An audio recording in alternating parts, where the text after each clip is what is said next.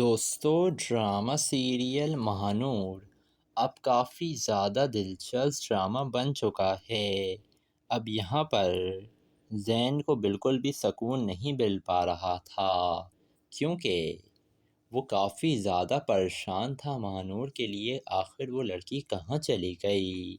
لیکن اسے اتنی کوشش کرنے کے باوجود کچھ بھی ثبوت نہیں مل پا رہا تھا، کوئی ایویڈنس نہیں تھا کہ آخر مہانور گئی تو گئی کہاں۔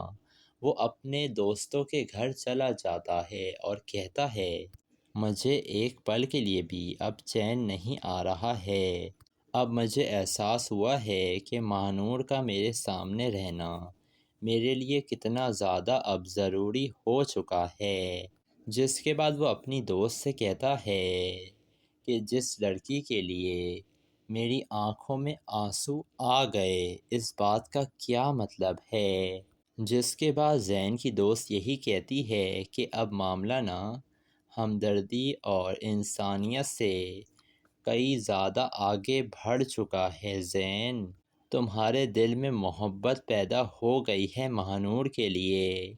دوسری طرف یہ مہوش کافی زیادہ ہنس رہی تھی، اور وہ یہ سب کچھ اسی وجہ سے کر رہی تھی کیونکہ وہ خوش تھی کہ مہانور اغوا ہو گئی ہے، اور اغوا کروانے میں مہانور کے کسی اور کا ہاتھ نہیں بلکہ اس مہوش کا ہاتھ تو ضرور ہے، اور یہ سب کچھ اس نے اکرم سیٹھ کے ساتھ مل کر کیا ہے۔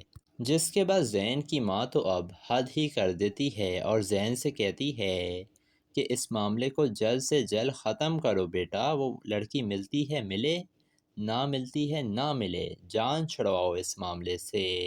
زین کو یقین نہیں آ رہا تھا کہ اس کی ماں اتنی پتھر دل کیسے ہو سکتی ہے۔ دوسری طرف مہانور کی ماں ہاتھ پکڑ لیتی ہیں مہوش کا اور پوچھتی ہیں اس سے کہ مہانور کہاں ہے۔ وہ بھی یہ بات سمجھ گئی تھیں کہ یہ سب کچھ مہوش نے ہی کروایا ہے اپنی بے عزتی کا بدلہ لینے کے لیے۔